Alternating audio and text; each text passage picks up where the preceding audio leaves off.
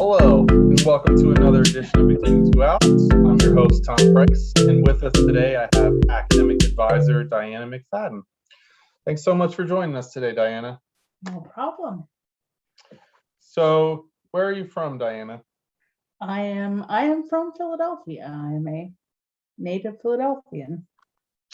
And what kind of stuff did you like to do as a kid?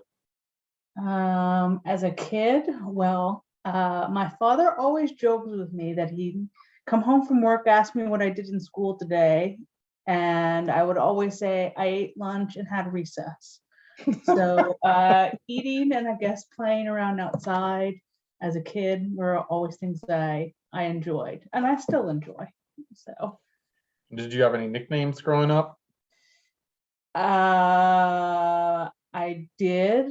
They are not repeatable Fair because I enough. do not want anyone calling these nicknames. Fair enough. Where'd you go to high school? I am a Central graduate. Awesome. So My dad also went to Central. Oh, he's a man of fine taste and character then. I have no idea what he class of something, I don't know. But anyway, so then where did you go for your undergraduate degree? I did my undergraduate at Colby College in Maine, so a very small school. And how did you select Colby? So it was basically the furthest away school that I got accepted to. No, in reality, my sister went to a larger school that was very fraternity and sorority and football heavy. And having visited her on campus there, I knew that that was not something I enjoyed. And Colby did not have any fraternities. It was a D3 school. Didn't, very much de-emphasized the football as like life there. And so that was appealing to me. And I was a history major. I knew I was going to do something like history or political science. So I sat in a class there in history and thought it was really well done. And that's how I ended up there.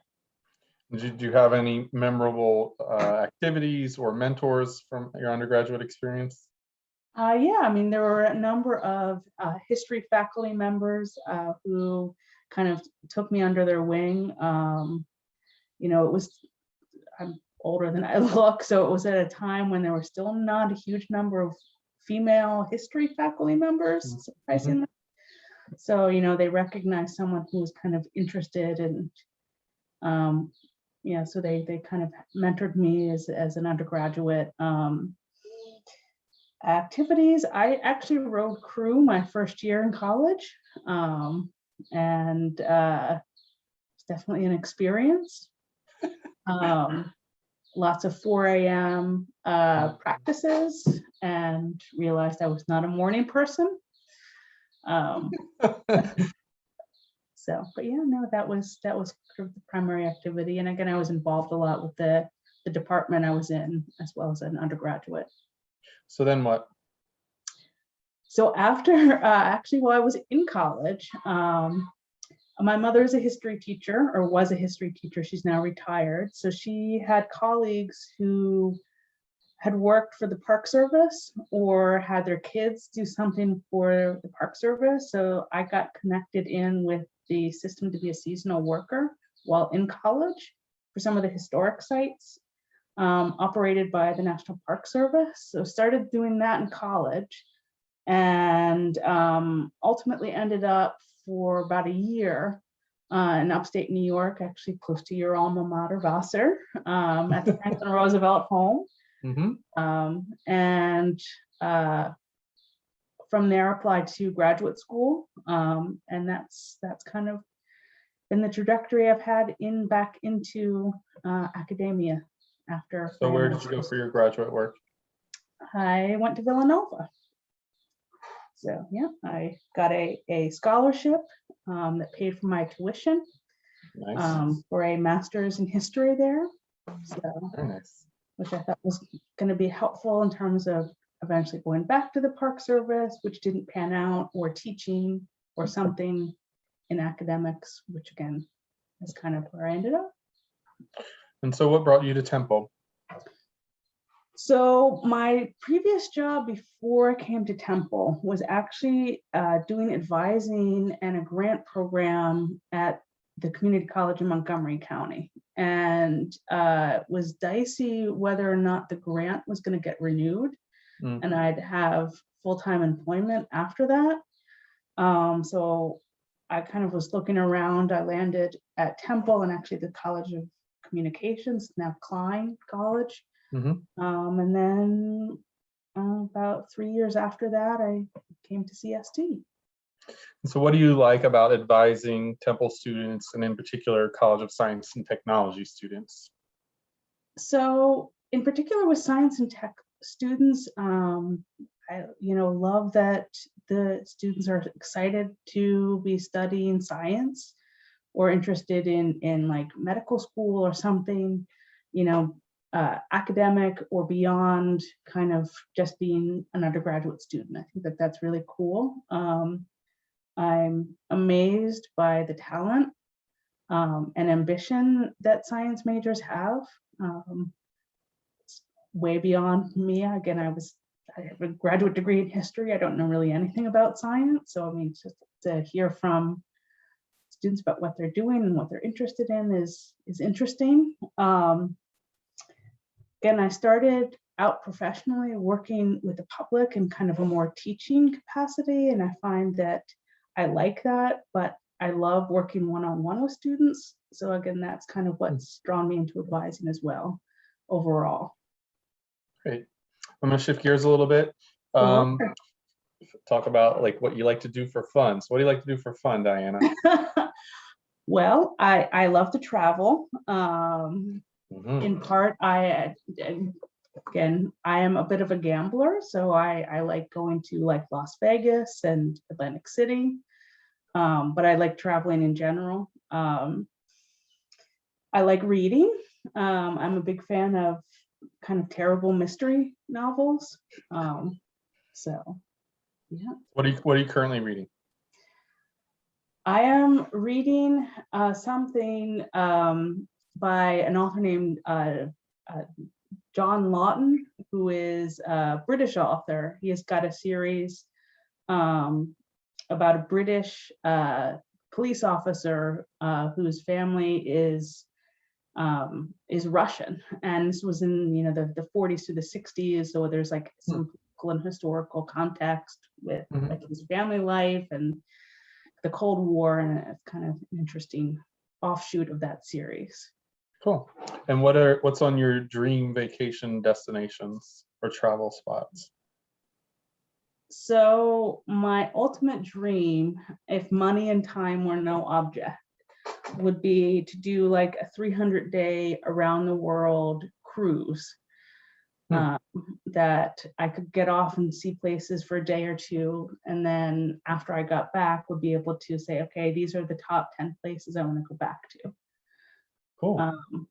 Barring that, Turkey is kind of my next hopeful list. Some of the places in South America, I haven't really explored South America all that much. I've been to Peru and Mexico and some of the Caribbean islands, but not much beyond that. So that's definitely another place I'd like to see. My sister is currently working in Hong Kong, so I'd like to kind of go back and also explore that area a little bit. Awesome. I was there just before we got locked down in COVID. So I wanted to ask you what's like on your Netflix or Amazon Prime or video streaming service of choice. Believe it or not, I am a huge Star Trek fan. So I do believe it. And part of why I like science majors, they might actually know something about the science of Star Trek. But you like the Next Generation or the original? Probably lean towards the original. So both are on Netflix. And I also, because I'm a huge Star Trek dork, I subscribe to Paramount Plus, which has all the new Star Trek.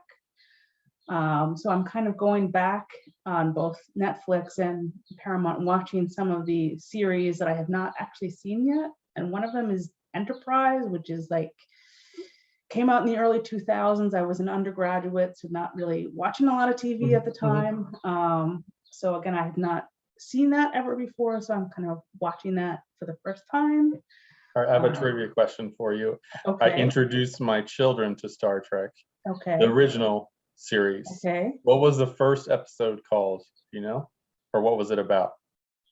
The cage or the It was I think the episode was called Spock's Brain. Oh God, yeah, that's considered the worst episode in Star Trek history. Are you serious? Yes. That was their intro. It was literally this weekend we watched it. They were so excited to see it. So yeah, I love it. Don't get me wrong, I love it. The reason I love the original series is some of those episodes are so bad. They're like wonderful. Yes, agreed.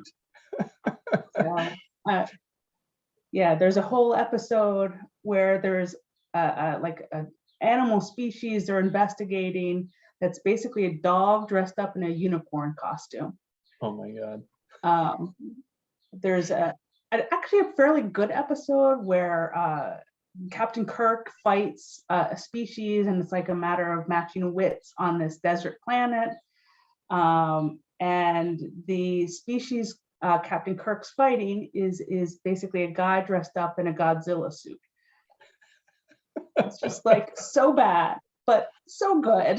So good. I'm going to shift things up again, do something called a rapid fire response. I'll give you 2 words. You can state your preference. Tea or coffee? Coffee. Morning or night? Night. Dark or milk chocolate? Milk. Offense or defense? Ooh, pass. Dogs or cats? Dogs. Bert or Ernie? Oh. Which one's like the short one versus the tall one? Tall one is Bert, yellow and tall, and short and orange is Ernie. Then I'm an Ernie person. Half full or half empty? Depends on the day, I think. Hot or cold? Hot. Awesome. Thanks so much for joining us today, Diana. It's been great chatting with you. Thank you. Give me 1 second.